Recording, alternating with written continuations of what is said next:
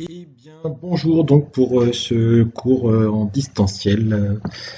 Pour ce confinement numéro 2, donc eh bien, je vais corriger les exercices qui étaient à faire aujourd'hui avant de faire les deux démonstrations de cours dont nous avions parlé. Donc, l'exercice 47, page 103. Donc, on avait un brave polynôme à dériver. Et donc, il faut se rappeler simplement que la dérivée d'une constante, ça fait 0, la dérivée de x, ça fait 1, et la dérivée de x carré, c'est 2x, d'accord? Donc ici, on a bien x carré plus 3 fois la dérivée de x, 3 fois 1, moins 0. Et ce qui donne après réduction, eh bien 2x plus 3.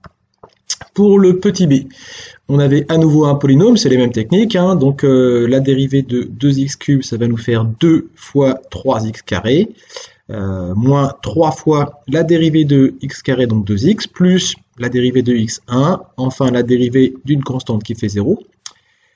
Voilà, on obtient donc cette expression, et ensuite en faisant les produits, 2 fois 3, 6, 3 fois 2, 6, et bien on obtient cette expression un petit peu plus concise.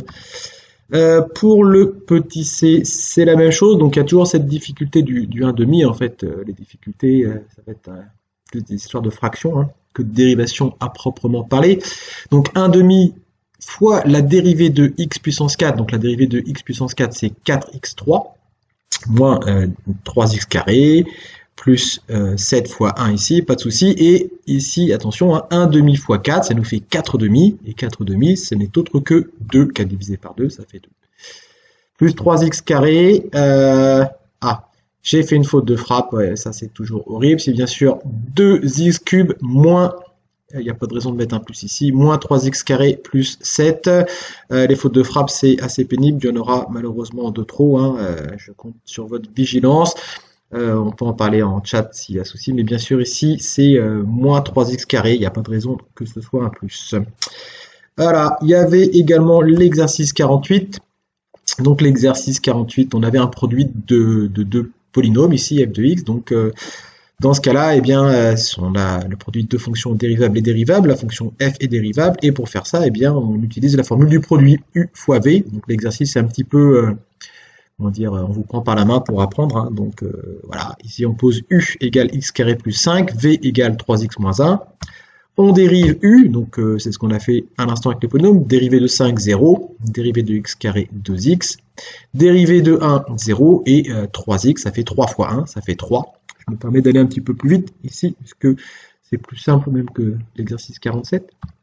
Et donc on applique la formule du produit, c'est u'v plus uv', hein. Donc on remplace tout simplement, parce qu'on vient de trouver au-dessus, hein, donc 2x, v de x c'est 3x moins 1, u c'est x carré plus 5, et enfin v', bien c'est 3. Donc on fait ensuite le produit, 2x fois 3x, 2 fois 3, 6, x fois x, x carré, 2x fois 1, moins 2x, x carré fois 3, 3x carré, et 5 fois 3, 15, et enfin on ordonne et on réduit, donc 6 plus 9, 6 plus 3, pardon, 9.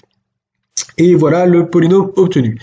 Donc pour la prochaine fois, pour continuer sur ce thème-là, les exercices à faire sont le 49, le 54 et le 57, qui permettent d'avoir à peu près l'ensemble de ce qu'il faudra faire, de savoir faire à la fin de ce chapitre.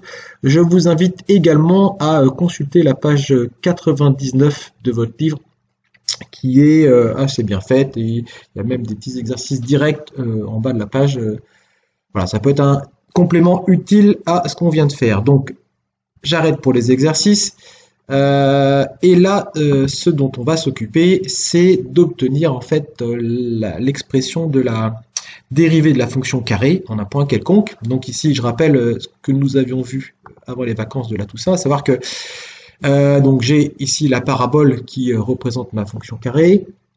J'ai pris un point A ici d'abscisse 2, et nous, ce qu'on cherche à déterminer, c'est en fait le nombre dérivé de la fonction au point A, et pour ça, comme nous l'avions vu, eh bien, il s'agit de regarder ce qui se passe lorsque la séquente, la droite rouge ici, eh bien, se transforme en tangente, à savoir lorsque h tend vers 0. Hein, ici, c'est le taux d'accroissement, f de a plus h moins f de a sur h, et on regarde eh bien ce qui se passe lorsque le point M, ça va trop lentement ici, le point M se rapproche du point A, jusqu'au moment où finalement h est égal à 0, hein, et on arrive à la séquente.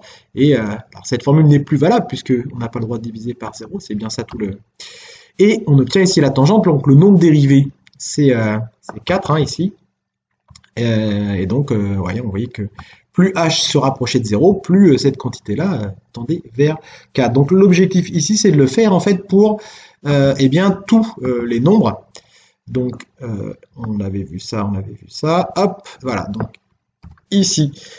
Voilà pour, on souhaite prouver donc que pour tout nombre réel petit a, le nombre dérivé de la fonction carré f en a et f' de a. Donc pour ça, on prend un nombre a réel quelconque, un nombre h dans R étoile, c'est-à-dire qu'il n'est pas égal à 0, et on va donc étudier le taux d'accroissement ici, et particulièrement qu'est-ce qui se passe lorsque h devient infiniment petit. Donc f, c'est la fonction carré, donc ça veut dire que f, l'image d'une quantité, c'est cette quantité au carré. Donc ici, l'image de a plus h, eh bien c'est a plus h au carré.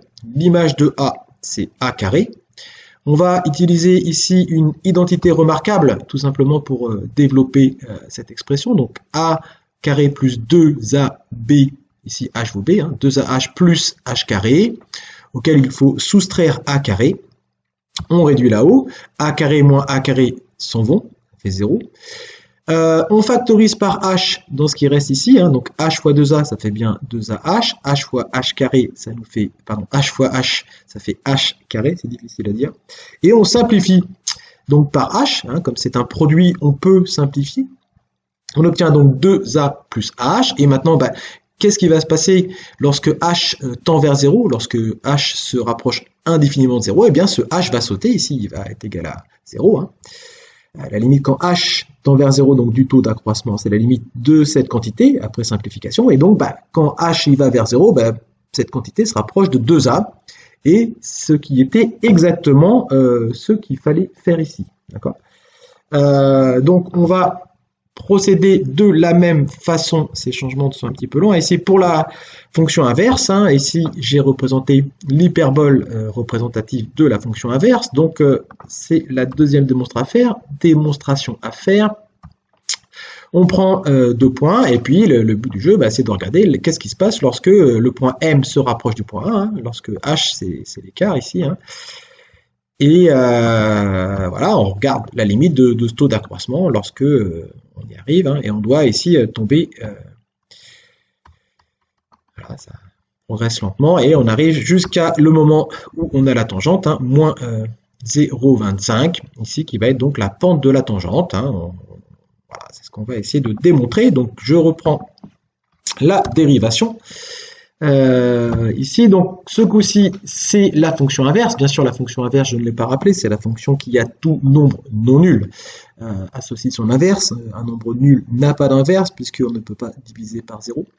Et donc, il faut démontrer que on a cette formule. Donc, c'est la même idée, mais les calculs algébriques sont peut-être un petit peu plus tendus. On va regarder. Donc, je prends ici un nombre A réel non nul, puisqu'on ne peut pas faire l'inverse d'un nombre non nul. H, un réel non nul, puisque c'est le petit écart, hein. On ne peut pas diviser par 0 ici, hein, donc voilà. Et donc, même expression, on prend le taux d'accroissement et on va faire l'image par f de ces deux quantités ici. Donc, voilà. Donc ici, pour des raisons de place, en fait, j'ai tendance à voir quelque chose de plus concis. Donc, f de a plus h, c'est 1 sur a plus h. F de a, c'est 1 sur a. Le tout doit être divisé par h, mais pour avoir quelque chose de plus linéaire, hein, divisé par h, ça revient tout simplement à multiplier par l'inverse de h, ce qui fait que j'ai cette expression plus ramassée. Ici, donc on a deux fractions à soustraire. Donc pour soustraire ou additionner deux fractions, il faut les mettre sur le même dénominateur. Donc je vais multiplier cette première fraction par a en haut et en bas, et cette seconde ici par a plus h en haut et en bas. Voilà ce que j'obtiens, tout simplement. Maintenant, elles ont le même dénominateur et je vais pouvoir donc soustraire. Attention ici, le moins est facteur de ce a plus h, donc le moins va aller sur le h. Ici, bon, il y a beaucoup de parenthèses, c'est pour prendre soin, parce que c'est une erreur qui est très communément faite, hein, donc je détaille ici. Et donc, a moins a s'en va, et a moins h, enfin, pardon, et il reste donc moins h ici. Maintenant, j'ai h en haut, h en bas, et bien je vais pouvoir simplifier tout bonnement mon expression. Une fois que la simplification est faite, eh bien on voit que lorsque je vais étudier la limite de ce rapport lorsque h tend vers 0, eh bien là le h tout bonnement, on va pouvoir le remplacer par 0. Et a plus h, bah, ça va aller vers a, et a facteur de a plus h, ça va aller vers a fois a, donc a carré, et on aura bien en fait le moins 1 sur a carré annoncé, hein, le moins 1, enfin le moins, pardon, peut être, comme vous le savez, au numérateur, devant ou au dénominateur de la fraction. Voilà, donc deux démonstrations qui peuvent être assez techniques, assez compliquées. N'hésitez pas à me poser des questions en classe virtuelle ou sur le chat pour avoir plus d'éléments. N'hésitez pas, surtout, hein, peut-être le plus important, à bien maîtriser les exercices résolus de la page 99 et entraînez-vous donc avec les exercices 49, 54 et 57 pour vendredi prochain. D'ici là, prenez soin de vous. À bientôt.